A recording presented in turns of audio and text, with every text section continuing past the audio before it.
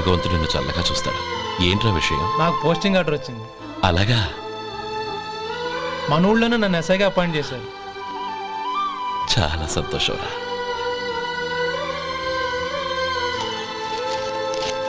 అన్నయ్య, నాకు కాదురా, ముందు మీ ఆవిడికి పెట్టు. ఇదంతా అమ్మాయి అదృష్టం. నీకు ఉద్యోగం రావాలని ఎన్ని నోములు నోచిందో, ఎందరు దేవుళ్లకు మొక్కిందో. వెళ్ళి మీ ఆవిడికి పెట్టు. అరే, ఏంటమ్మా ఇది? నా మొహం చూస్తే ఎలాంటి పనైనా నాశనం అయిపోతుందని, నేను నష్ట జాతకురాలని మా నాన్న ఎప్పుడు అంటుండేవారు. అదే నా మనసులో నాటుకుపోయింది. ఆ రోజు మీరు కుంకుమ భరిని అడిగినప్పుడు శుభమా అంటూ పెళ్లి చేసుకోబోయే ఆ పిల్లకి నా చేతులతో కుంకుమ ఇచ్చానంటే ఎక్కడ శుభం జరుగుతుందోనని భయపడ్డానండి. అందుకేనండి మీరు బయటికి వెళ్తూ గొడుగు అడిగినా ఇవ్వకపోవడం, ఎదురు రాకపోవడం. అంతేగాని నా బతుకులో వెలుగు నింపిన మిమ్మల్ని అవమానించేంత దుర్మార్గురాలి కాదండి. ఏంటమ్మా ఇది? చిన్నపిల్లల లేదండి, నాకు అదృష్టం ఉందని, నా పూజకు ఓ విలువ ఉందని మొట్టమొదటిసారి అందు మీరే. ఈ క్షణమే నా ప్రాణాలు పోయినా పర్వాలేదు బాబు గారు. ఆ ఒక్క మాట చాలు. ఊరుకో. మంచి చెట్లకు మనుషులే కారణమైతే ఇక గుళ్ళెందుకు, దేవుళ్ళెందుకు? పిల్లెదురొస్తే అశుభమని, నక్కతోక తొక్కితే శుభమని అంటారు.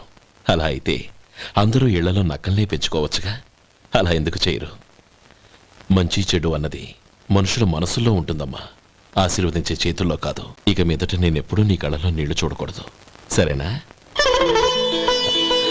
రే, అమ్మాయికి తీపి తినిపించు.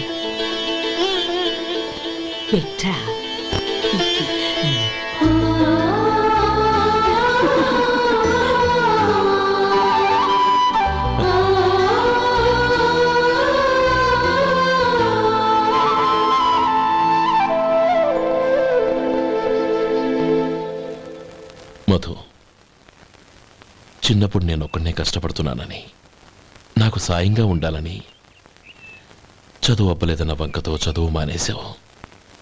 ఇప్పుడు నీ తమ్ముళ్ళిద్దరూ అభివృద్ధిలోకి వచ్చారు. మరుదులిద్దరికీ మంచి ఉద్యోగాలు వచ్చాయి. తన భర్త మాత్రం అలాగే ఉన్నాడని నీ భార్య బాధపడదు. చూడు మధు, చదువుకున్నోళ్లే వృద్ధిలోకి రావాలని ఏమీ లేదు. కృషి పట్టుదల ఉంటే ఎవరైనా ఏదైనా సాధించవచ్చు. నీకు తెలివితేటలున్నాయి. నువ్వు తలుచుకుంటే కానిదంటూ ఏదీ లేదు. పైగా నీకు సాయిగా మేమందరం ఉన్నాం.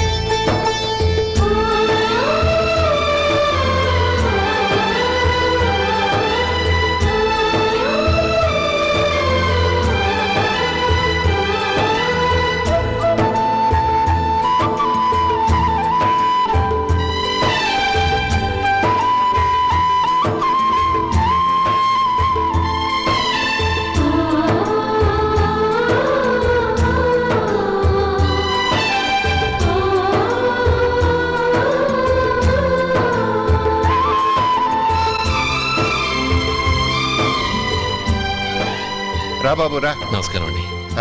వచ్చే వారి నుంచి 100 పచ్చడి బాటిళ్లు, 100 మసాలా ప్యాకెట్లు ఎక్కువేయండి. అలాగేనండి. మార్కెట్లో మీ ప్రోడక్ట్స్ మంచి పేరు వచ్చింది. చాలా సంతోషం అండి. వస్తానండి. Best of luck.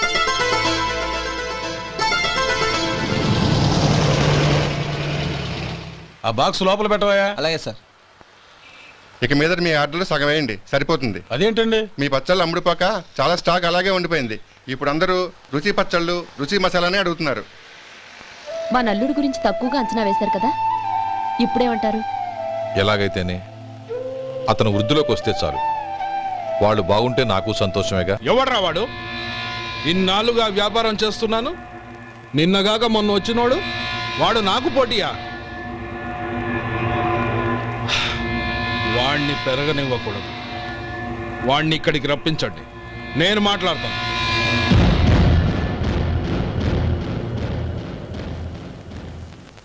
నమస్కారం అండి. మ్మ్. రమ్మన్నారంట. నీ పచ్చళ్ళ కంపెనీ మూసేయాలి. నీకెంత కావాలి? 5 లక్షలు ఇస్తాను. చాలా? 5 లక్షలు కాదు, 50 లక్షలు ఇచ్చినా నా కంపెనీ మూయడం జరగదు. బాగా ఆలోచించుకొని చెప్పు. ఈ వ్యాపారంలో పుట్టి పెరిగినోడ్ని, నాతో పోటీ పడకు. నా చేతి కింద 6,000 మంది పనిచేస్తున్నారు. ఆంధ్ర మొత్తం నాకు బ్రాంచులు ఉన్నాయి. నేనే మార్కెటింగ్ చేయలేకపోతున్నాను. ఆఫ్టర్ ఆల్ ఒక కుటీర పరిశ్రమలా పెట్టుకొని నువ్వెలా మార్కెటింగ్ చేయగలవు? 6,000 మంది వర్కర్స్ని పెట్టుకుని ఆంధ్ర మొత్తం బ్రాంచీలున్న మీరే నా కంపెనీ చూసి భయపడుతున్నారంటే నా సరుకుల నాణ్యత ఉందనేగా. ఆ నాణ్యత ఉన్నంత వరకు నాకెవరూ పోటీ కాదు. ఈ ప్రపంచంలో నేను ఎక్కడైనా మార్కెట్ చేయగలను. వస్తాను.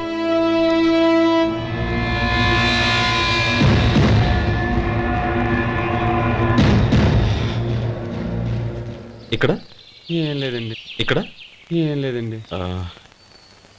ఇప్పుడు ఊపిరి పీల్చి బిగ్బట్టు. నెమ్మదిగా వదిలు. ఓకే, లే. నెమ్మదిగా ఇలా వచ్చి కూర్చో. ఏం లేదు, మామూలు కడుపు నొప్పే. ఈ టాబ్లెట్స్ 3 రోజులు వాడు. ఎలా వాడాలో ఇందులో రాశాను. మన 2 ఊర్ల పొలిమేరలో ఉన్న ఈ మల్లికార్జున స్వామి వారి దేవాలయం జీర్ణదశలో ఉందన్న విషయం మీ అందరికీ తెలుసు. ఇన్నాళ్ళు మీ ఊరు వాళ్ళు పట్టించుకుంటారని మా ఊరి వాళ్ళు, మా ఊరి వాళ్ళు పట్టించుకుంటారని మీ ఊరి వాళ్ళు దీన్ని ఇలా వదిలేశారు.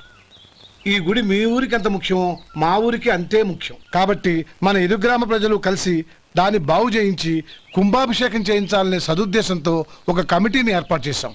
ఈ కమిటీలో 2 గ్రామాలకు సంబంధించిన ప్రముఖులు ఉన్నారు. కమిటీ ప్రెసిడెంట్గా ఎవరిని ఎన్నుకోవాలనే విషయంలో శ్రీ గోపాలరావు గారి పేరు, శ్రీ లక్ష్మీపతి గారి పేరు పరిశీలనలోకి వచ్చాయి. అందువలన మేమందరం బాగా ఆలోచించి తర్జన భర్జనలు చేసిన మీదట శ్రీ గోపాలరావు గారే అన్ని విధాలా ప్రెసిడెంట్ పదవికి అర్హులని ఈ కమిటీ నిర్ణయించడం జరిగింది.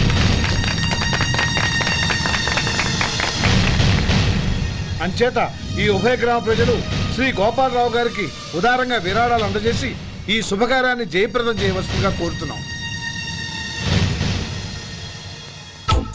ఏంటి ఇంకా రాలేదా? ఏంటయ్యా, టైం 10 అవుతోంది. బోర్డు మీద 10 గంటలను రాసింది. మీ డాక్టర్ ఇంకా రాలేదు. అసలు మీ డాక్టర్ కి టైం సెన్స్, పంక్చువాలిటీ ఏమైనా ఉన్నాయా? ఇంతకీ మీరెవరండి? నేను డాక్టర్ అమ్మని. ఓహో, మీరు డాక్టరేనా? డాక్టర్ అంటే డాక్టర్ని కాదయ్యా, డాక్టర్ని చేసుకోబోయేదానని అర్థం. ఓహో, అవును, నువ్వెవరు? నేను ఇక్కడ టోకన్ ఇస్తూ ఉంటానులేండి. తప్పుకో. తప్పుకోవయ్యా. అవును, మీ డాక్టర్ కి ఎవరో అన్నయ్య ఉన్నాడంట కదా, ఎలాంటోడు? ఎలాంటోడంటే అదేనయ్యా, చాలా కోపిస్తని విన్నాను. ఎందుకని అడుగుతున్నారు? ఎందుకంటావేంటయ్యా? ఆ అన్నయ్య మాట వినగానే మీ డాక్టర్ గడగడా వణికిపోతాడు. అసలు డాక్టర్ చదివే తమ్ముణ్ణి అలా భయపెట్టచ్చా? తప్పు కదా? తప్పేనండి. కాని కాని నాకు మీ డాక్టర్కి పెళ్ళవని ఆ అన్నయ్య సంగతి అప్పుడు చెప్తాను. ఏం చేస్తారండి? ఏం చేస్తానా, సంవత్సరం తిరగకుండానే కవల పిల్లల్ని కని వాళ్ళ అన్నయ్య చేతిలో పెడతాను. వాళ్ళకి 5 సంవత్సరాలు వచ్చేసరికి ఆయన్ని బాగా మొట్టికెళ్ళేస్తారు. అలా నా కసి తీర్చుకుంటాను. ఈ డాక్టర్ ఎప్పుడు వస్తాడో ఏంటో. అది సర్లే కానీ నువ్వు పని చేయి. మీ డాక్టర్ రాగానే నేను వచ్చి వెళ్ళానని చెప్పు. నేను అంటే ఓ, నా పేరు చెప్పలేదు కదా, నందిని. ఏం చెప్తావు? అదేనండి, నందిని గారు వచ్చి వెళ్ళారు అని చెప్తాను. గుడ్, పైకొస్తావు.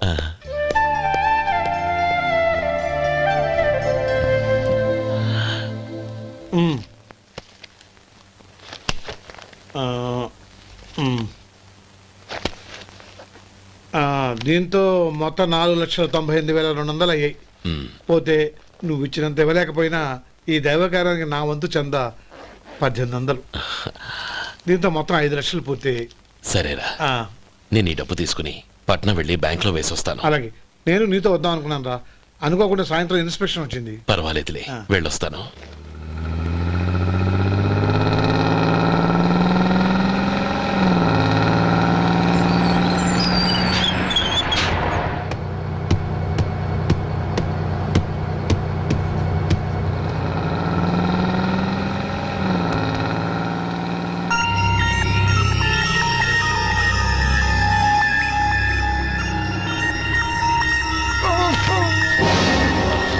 అయ్యో మూర్ఛ మూర్ఛ బసాపండి బసాపండి. ఇదిగోండి తాళం చేతులు పూర్తి. ఈ తాళాలు చేతిలో పెట్టండి. వీటి వల్ల ప్రయోజనం లేదు. నాలుగు ఖర్చుకోకుండా పళ్ళ మధ్య పెట్టడానికి గట్టిగా ఏదైనా ఉంటే ఇవ్వండి. ఇదిగో ఇది చూడండి.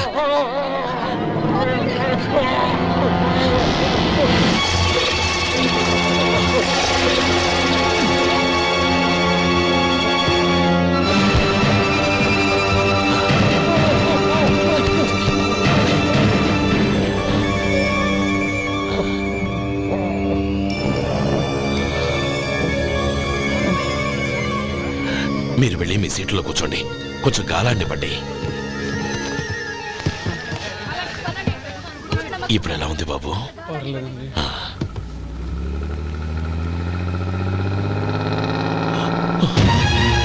అయ్యో, నా బ్యాగ్ ఎవరైనా చూసారా? అందులో 5 లక్షలు ఉన్నాయి. నా బ్యాగ్ వెంటనే బస్ ఆపండి. ఎవరిని కింద దిగవద్దు. అందరినీ చెక్ చేయండి. నా అంచనా తప్పు కాలేదు. వాడి మంచితనమే వాడిని దెబ్బకొట్టింది. మన వాళ్ళని పంపించి గుడి తాలూకు డబ్బు కొట్టేశాడని పోలీస్ కంప్లైంట్ ఇవ్వండి. ఇప్పుడు ఆ స్టేషన్లో ఎస్ఐ వాడి తమ్ముడే. వాడే వెళ్ళి వాడి అన్నయ్యని అరెస్ట్ చేసి వీధుల్లో నడిపించుకు తీసుకురావాలి. అది నేను కళ్ళారా చూడాలి, మనసారా సంతోషించాలి. అయ్యో గోపాలం గారు, మీరు దేవస్థానం సొమ్ము దొంగిలించారని ఎవరో పోలీస్ కంప్లైంట్ ఇచ్చారంట. మిమ్మల్ని అరెస్ట్ చేయడానికి మీ తమ్ముడు గారు వస్తున్నారు.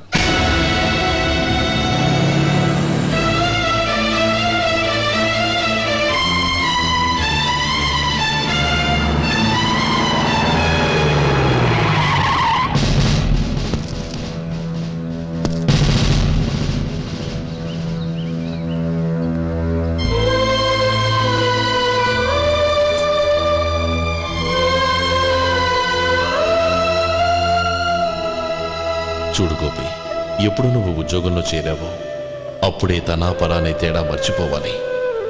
నేరం చేసిన వాడు నీ తమ్ముడైనా అన్నైనా సరే శిక్షించాల్సిన బాధ్యత నీది. అదే నువ్వు నీ ఉద్యోగానికి ఇచ్చే గౌరవం.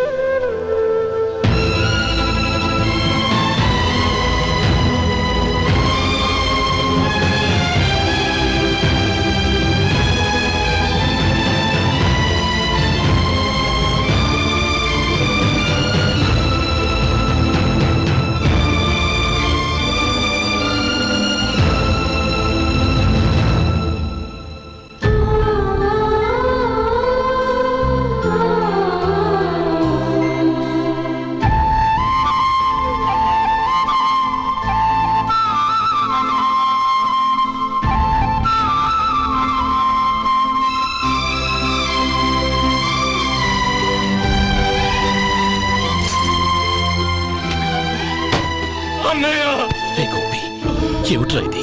నన్ను క్షమించన్నయ్య. నేను కోరి ఉద్యోగుల చేరిన మాట నిజమే, కానీ ఇలాంటి పరిస్థితి ఎదురవుతుంది అనుకోలేదు. నా ఒంట్లో ప్రతి రక్త పట్టు నీ భిక్షానన్నయ్య. నిన్ను అవమానపరిచి ఉద్యోగం నిలబెట్టుకునే బదులు నా ప్రాణాలను వదులుకుంటారు, కానీ ఈ పని మాత్రం నేను చేయలేనన్నయ్య.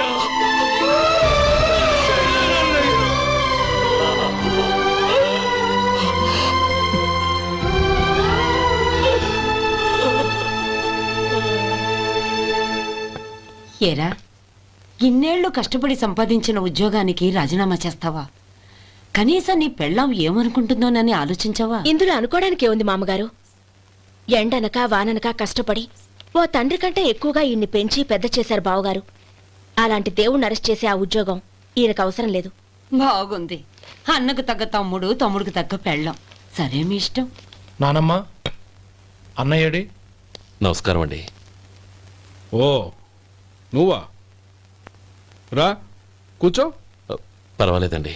ఏంటి ఇలా వచ్చావు? ఆ రోజు నా కంపెనీని మూసేయమన్నారు. ఇప్పుడు నేను మూసేయడానికి సిద్ధంగా ఉన్నాను. దానికి ప్రతిఫలంగా నాకు 5 లక్షలు కావాలి.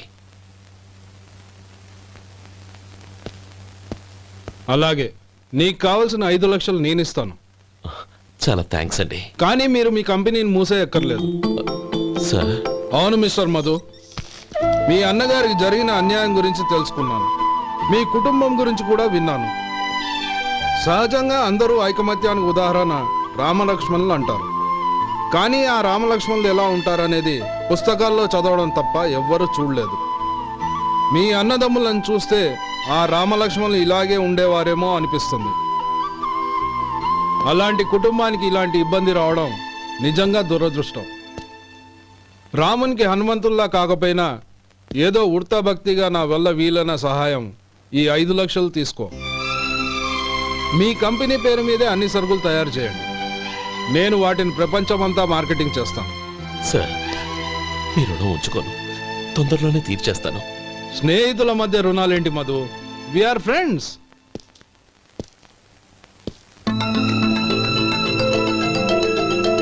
ఏంటే అక్కడ ఆగిపోయావు? రా. నువ్వు మీ అన్నయ్యని అరెస్ట్ చేయడానికి అట్టెళ్ళావు, ఆయన లొంగిపోవడానికి ఇటు వచ్చారు. అవును, యూనిఫామ్ చేత్తో పట్టుకొచ్చావేంటి? సార్, నేను రే, ఈ మాత్రం దానికే బెదిరిపోయి ఉద్యోగం వదులుకుంటావా? నువ్వు ఇలాంటివి ఎన్నో సమర్థవంతంగా ఎదుర్కోవాలి. నిన్ను నేను ఎస్పీగా చూడాలి. అది కాదన్నయ్య. ఇంకేం మాట్లాడకు. ఇన్స్పెక్టర్ గారు, నన్ను లాకప్లో పెట్టండి. ఆగండి సార్, ఆ డబ్బు ఎక్కడికి పోలేదు. నేనే తీసి జాగ్రత్త చేశాను. ఈ విషయం అన్నయ్యకి తెలియక బ్యాగులో డబ్బు కనబడకపోవడంతో అది పోయిందనుకున్నాడు. నే పట్నం నుంచి వచ్చేసరికి జరిగిన గొడవంతా తెలిసిందే. రే మధు, జరిగిన దానికి నన్ను క్షమించనయ్యా. ఇంటికి వెళ్ళాక అన్ని వివరంగా చెప్తాను. సార్, ఇదిగోండి 5 లక్షలు. ఇది కమిటీ వాళ్ళకి అప్పగించి ఈ కేసు కొట్టేయండి సార్. భలే వాడివయ్యా, తీసినప్పుడు ఒక మాట ఆయనతో చెప్పుండొచ్చుగా. అనవసరంగా పెద్ద ఆయన స్టేషన్ వరకు రప్పించావు. Sorry sir. అన్నయ్య, మీరు ఇంటికి వెళ్ళండి. నేను లెక్క అప్ప చెప్పేసి వస్తానండి. అలాగే. ఎలా దెబ్బ కొట్టాలన్నా కుదరటం లేదు. అయినా వీళ్ళకు ఉన్న పళ్ళంగా 5 లక్షలు ఎలా వచ్చాయి? అదే బావా, నాకు అర్థం కావటం లేదు. నీకు అర్థమైతే ఆశ్చర్యపడాలి కానీ అర్థం కాకపోతే ఆశ్చర్యమేముంది? Useless fellow.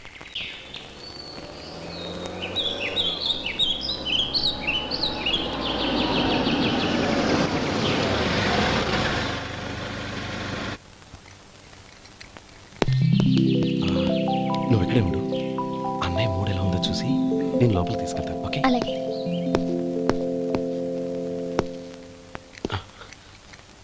అన్నయ్య, ఏంట్రా? నేను చాలా రోజుల నుంచి నీకు విషయం చెప్తున్నాను, గుర్తుందా? ఏ విషయం? అదే అన్నయ్య, నేను ఓ అమ్మాయిని ఓ అమ్మాయిని లవ్. ఓహో, లవ్ చేస్తున్నావా? ఆ విషయం నువ్వు నాకెప్పుడు చెప్పావురా? ఊళ్ళో అందరూ అనుకుంటుంటే నేను విన్నాను. సారీ అన్నయ్య, నీకు చాన్నాళ్ళుగా చెప్పాలనుకుంటున్నాను కదా, అందువల్ల చెప్పేశానేమో అనుకున్నాను. ఓహో, ఆ అమ్మాయి వచ్చిందన్నయ్య, బయట నిలబడి ఉంది. బయట నిలబెట్టడం ఏమిట్రా? లోపలికి తీసుకురా. అలాగే అన్నయ్య. ఏయ్, అన్నయ్య మంచి మూడ్లో ఉన్నాడు, రా. కమ్.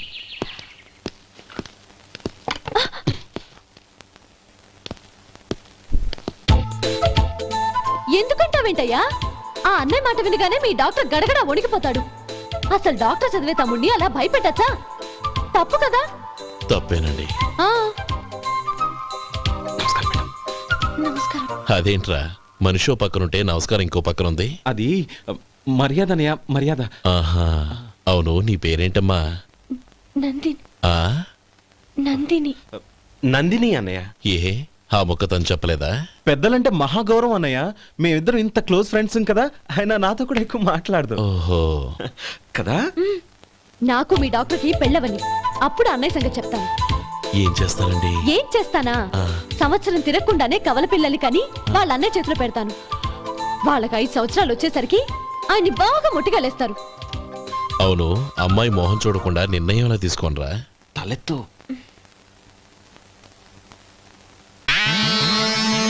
ఏం చెప్తా? అదేనండి, నందిని గారు వచ్చి వెళ్ళారని చెప్తాను. గుడ్, పైకి వస్తావు.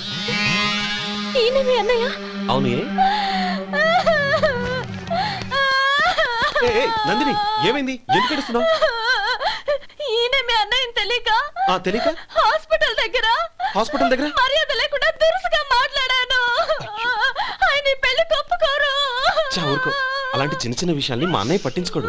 అయినా నేను కన్విన్స్ చేస్తాను కదా. ఆయనకంత అవమానం జరిగాక ఎందుకు కన్విన్స్ అవుతారు? అవ్వరు. చూడు, నువ్వు వేరే పెళ్లి చేసుకొని నీకు పుట్టబోయే బిడ్డకు నా పేరు పెట్టుకో. ఏంటో మాటలు? నేనే నుయ్యగుయ్య చూసుకుంటాను. అదిగో ఆ చూపు చూడు, ఆ చూపు ఒకలా ఉంది. ఖచ్చితంగా ఆయన ఈ పెళ్లికి ఒప్పుకోరు. నందిని, నా మాట విను ప్లీజ్. నందిని, రే శేఖర్, ఆ అమ్మాయి చెప్పింది నిజమే. తనని ఎప్పుడైతే హాస్పిటల్ దగ్గర చూశానో అప్పుడే నేను నిర్ణయానికి వచ్చేసాను. విన్నావా? నేను చెప్పానుగా, ఆయన ఆల్రెడీ ఓ నిర్ణయానికి వచ్చేసారట. ఇక నేను వెళ్తాను. అలాగే వెళ్ళి ఈసారి వచ్చేటప్పుడు మీ అమ్మా నాన్నల్ని తీసుకురా. ముహూర్తాలు ఎప్పుడు పెట్టుకోవాలో నిర్ణయించుకుంటాం. అర్థం కాలేదా? నువ్వే మా వాడికి సరైన జోడి. అదే నేను తీసుకున్న నిర్ణయం. థ్యాంక్ యూ బాబు గారు, నన్ను ఆశీర్వదించండి. లేమా, శీఘ్రమేవ కళ్యాణ ప్రాప్తిరస్తు.